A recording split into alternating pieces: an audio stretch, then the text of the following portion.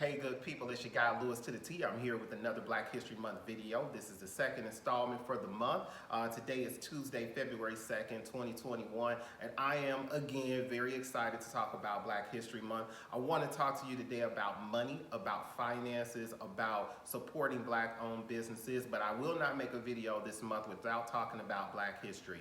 In the history of this country, there have been 5 people whose signatures have appeared on the back of our paper currency. I think it's important to note who they are. I'm going to put their information below so that you can see it. Whether it's on Instagram, Facebook, or Twitter, you will be able to see who those individuals are.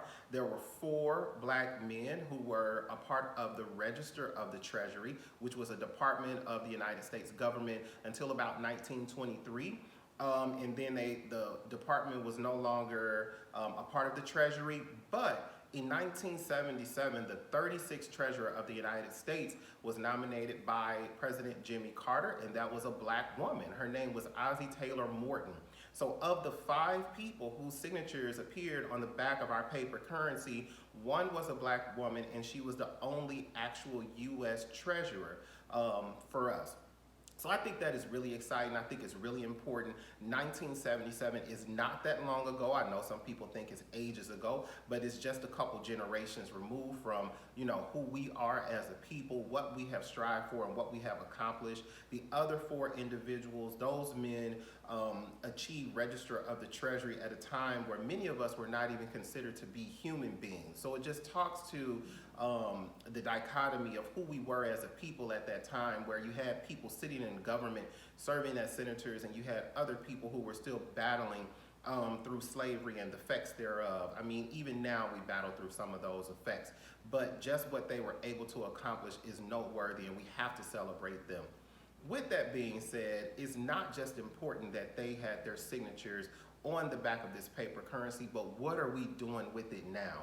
What do we do now to ensure that when Black history is written generations from now, we've made a positive impact? What are we going to do now to ensure that businesses are still around and that we begin to know the names of those individuals the same way we know the names of other individuals in society, whether it's Rolls-Royce or Wells Fargo or Johnson & Johnson? These are companies that are owned by white men and white women and families that have thrived for generations. And this is not a knock to them. It's amazing that they were able to accomplish and to hold on to that legacy for so many years and so many generations. And that can serve as sort of a blueprint, not necessarily the how, but the what. How they did it, I'm not sure, but we know that if it can be done, we can do it as well, right? So with that being said, let's talk about banking Black.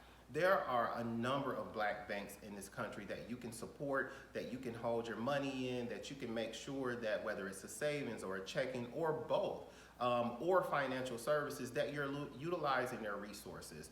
We have to support them if we want them to stay in business. I personally bank with One United. I believe it's the largest owned Black bank in the country, but they are not the only Black owned bank in the country. Nowadays, we have the advantage of technology.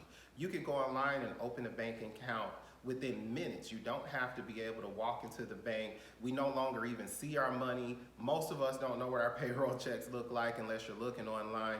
So let's take advantage of that. Let's make sure that we're going online, we're signing up, we're creating an account. Do your research and look at how long they've been around. Look who's backing them. Look at the services they're offering, the customer service. I'm not asking you to do anything less, but I'm also not asking you to do anything more. When I opened my account with a predominantly owned bank or financial institute in the country, I didn't look at anything. I opened the bank. I wanted to know whether or not the check-in was free, if they were going to have my money when I came to get it, and that was it. And I expect us to do the same for Black-owned banks. A lot of times we critique and we minimize our businesses to the degree that we no longer want to support them. Well, I would encourage you to do better. I would encourage all of us to do better. I would encourage us to give Black businesses a chance to earn and keep your business. Not only should you bank Black, you should also buy Black. There are so many products and services that we offer as a community that we use every single day. I use True Laundry Detergent. True Laundry Detergent is Black owned. I use Shea Moisture.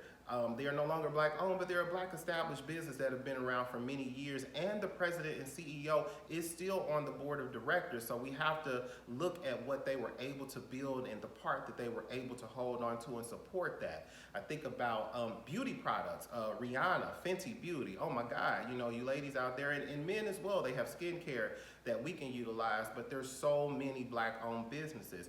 Coral Oral, they have toothbrushes, and Gardener's Garden has hygiene products. I'm not going to list them all. I can't list them all. I have a ton of them in my house.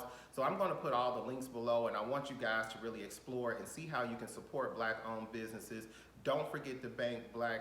Don't forget to look at the links below and really explore the history of how we contributed to the United States government, Office of the Treasurer, and make sure that during this Black History Month that your dollars circulate back through our communities. This is your guy, Lewis to the T, and this has been today's Black History Month video.